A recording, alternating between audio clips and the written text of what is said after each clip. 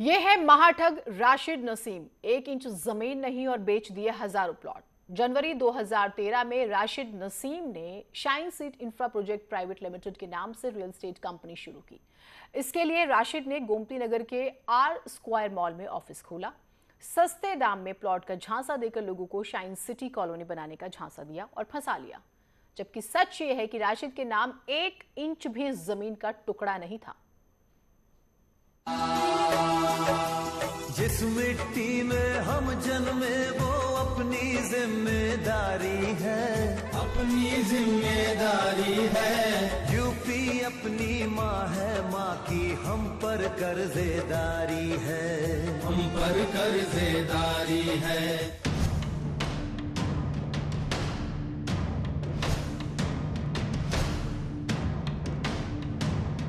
जिस मिट्टी के कर्जदार थे उसी मिट्टी से राशिद नसीम ने गद्दारी कर बैठी। विकास के नाम पर हो रहे विस्तार की कहानी यूपी लगातार लिख रहा था।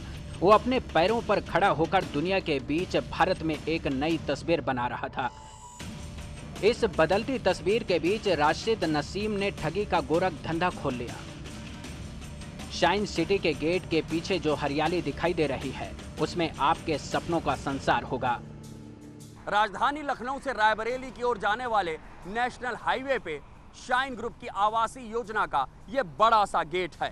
बस यही गेट राशिद नसीम के घोटालों का एंट्री पॉइंट था। यही वो गेट जिसके पीछे बनने वाले सपनों के संसार को बसाने का वादा था। लेकिन इस वादे के पीछे निवेशकों के साथ गोरख धंधा चल रहा था। वो खुलेआम दिन के उजाले में लोगों की आंखों में धूल झोंकने का काम कर रहा था। लेकिन सपनों के माया जाल में लोग फंसते गए और निवेश करने को मजबूर होते गए। लखनऊ और आसपास के जिलों में हजारों लोगों को शाइन ग्रुप की चमक दमक के झांसे में लिया और करोड़ों रुपए लेकर फुर हो गया। वैसे निवेशकों को बहलाने और निवेश करने के लिए राशिद नसीम ने एक ऐसी तस्वीर तैयार की थी जिसको देखकर लोग उसके जाल में फंसते गए। लेकिन इस गेट के पीछे जितनी भी जमीन थी वो किराए में ली गई किसानों की जमीन थी। ये गेट दिखाकर वो इन्वेस्टर्स को बताता था कि पीछे की सारी जमीन उसकी है और उस जमीन पर बनेगी आलीशान कॉलोनी।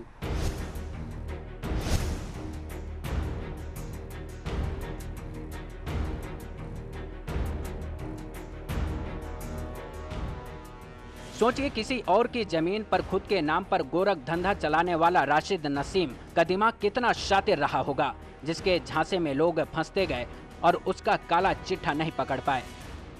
राशिद के शातिर दिमाग के पीछे उसका पुराना तजुर्बा भी काम कर रहा था, क्योंकि उसने मल्टी लेवल कंपनी में एमडी के पद पर रहते हुए लोगों का दिमाग पढ़ने का काम सीख लिया था और फिर शाइन सिटी बनाने के नाम पर लोगों को ठगने का प्लान तैयार किया।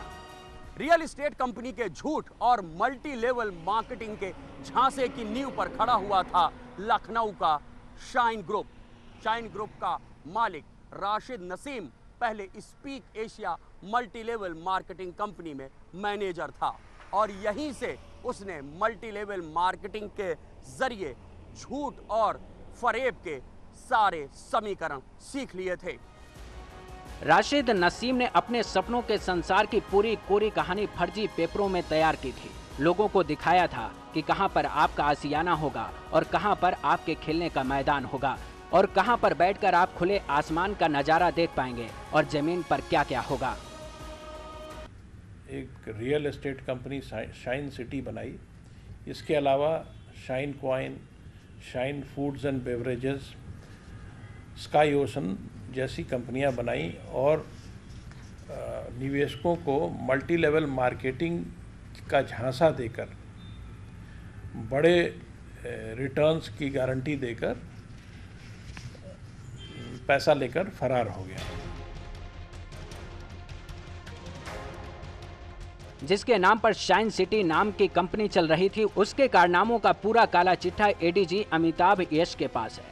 लेकिन उनकी गिरफ्त से अब भी आरोपी फरार है। इस धोखाधड़ी में शामिल ब्रजमोहन कुमार सिंह, अंकित कुमार, मोहम्मद फैजान अंसारी, सुभाष तुकाराम समेत कई अधिकारी यूपी के अलग अलग जेलों में बंद हैं। लेकिन धोखाधड़ी का किंग राशिद देश को छोड़कर फरार होने में कामयाब हो गया। सैकड़ों करोड़ रुपए निवेशकों के ठगे हैं और इस कारण से इस पर कई मुकदमे कायम हैं, सैकड़ों संख्या में मुकदमे कायम हैं और ये व्यक्ति देश के बाहर फरार हो गया है। लोगों की गाढ़ी कमाई लेकर आरोपी दुनिया की सैर कर रहा है और यूपी एसटीएफ को उसकी तलाश है। उसके गुर्गों को गिरफ्तार कर सलाखों के पीछे भेजा जा रहा है, जिनकी मिली भगत से उसने लोगों को चूना लगाने का काम किया। इस खुलासे के बाद लगातार शाइन सिटी के मालिक के खिलाफ एफआईआर दर्ज हो रही हैं। जब ये कंपनी बंद हो गई और तो जितने भी निवेशक थे उन लोगों ने इस कंपनी के खिलाफ मुकदमे लिखाने प्रारंभ कर दिए और ऐसा अनुमान है कि लगभग 2500 मुकदमे इस कंपनी के खिलाफ, राशिद नसीम के खिलाफ दर्ज हैं। राशिद नसीम के खिलाफ प्रदेश के अलग अलग थानों में 2500 से ज़्यादा मुकदमे दर्ज हैं और अब राशिद नसीम पर 50,000 रुपए का इनाम है। राशिद नसीम प्रयागराज के करेली इलाके में जीटीबी नगर में रहता था। करीब 20 साल पहले multi level marketing company speak Asia में मैनेजर की जिम्मेदारी निभा चुका था। कंपनी की मदद से ठगी करने की योजनाओं को दिमाग में उतारने के साथ नौकरी छोड़कर खुद गोरख धंधा करने के लिए जमीन पर उतर आया। जनवरी 2013 में राशिद नसीम ने shine city infra project private limited के नाम से रियल एस्टेट कंपनी शुरू की।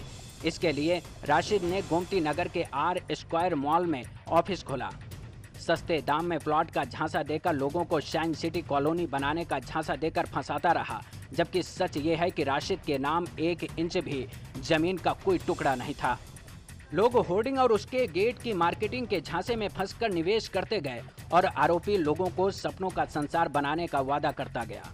हाउसिंग स्कीमों की होर्डिंग कर प्रचार करता रहा ताकि उसके फर्जी प्रोजेक्ट में निवेश करने वाले लोग मिलते रहें। ये जमीन जिन किसानों की थी उनको 25 से 30,000 रुपए महीने देता था राशिद नसीम, सिर्फ अपनी कंपनी का बोर्ड लगाने के लिए। जो भी इन्वेस्टर आता था तो पीछे तक सैकड़ों बीघे तक सिर्फ शाइन ग्रुप के बोर्ड दिखाई देते थे। इन्वेस्टर समझता था कि ये जमीन शाइन ग्रुप की है, लेकिन वो जमीन किसान की होती थी। राशिद रियल एस्टेट में निवेशकों को फंसाने के लिए रिटर्न देने की पॉलिसी लेकर आए थे और उनका भरोसा जीतने के लिए निवेशकों को मुनाफा भी देना शुरू कर दिया ताकि लोगों के बीच कंपनी का भरोसा बना रहे। इसके लिए बाकायदा राशिद ने एक नेटवर्क तैयार किया और उस नेटवर्क की मदद से लोगों को अपने गोरख धंधे में फंसाता गया और फिर बाद में लोगों को रिटर्न देना बंद कर दिया, जिससे लोग राशिद के दफ्तर का चक्कर लगाने को मजबूर हो गए और बाद में राशिद ने अपना दफ्तर ही बंद कर दिया। लेकिन शिकायतों के बीच सरकार बदल गई और फिर राशिद के काले कारनामों का चिट्ठा खुलने लगा।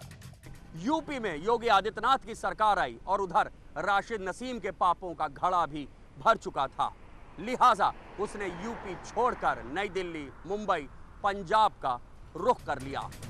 वैसे एक बार राशिद नसीम की 2019 में नेपाल में गिरफ्तारी हो चुकी थी। 43 दिन की जेल काटने के बाद आरोपी अंडरग्राउंड हो गया। बाद में पुलिस को सूचना मिली कि आरोपी देश छोड़कर दुबई फरार हो गया। 2019 में नेपाल में राशिद नसीम की गिरफ्तारी भी हुई, लेकिन कुछ समय बाद ही जब वो जमानत पर छूटा तो उसे समझ आ चुका था कि अब वो भारत वापस नहीं आ सकता। लिहाजा राशिद नसीम दुबई भाग गया। बताया जा रहा है कि अब वो जॉर्जिया की नागरिकता लेने की तैयारी कर रहा है। कैमरामैन रवि गुप्ता के साथ ऋषभ मणि त्रिपाठी, न्यूज़ 18, लखनऊ।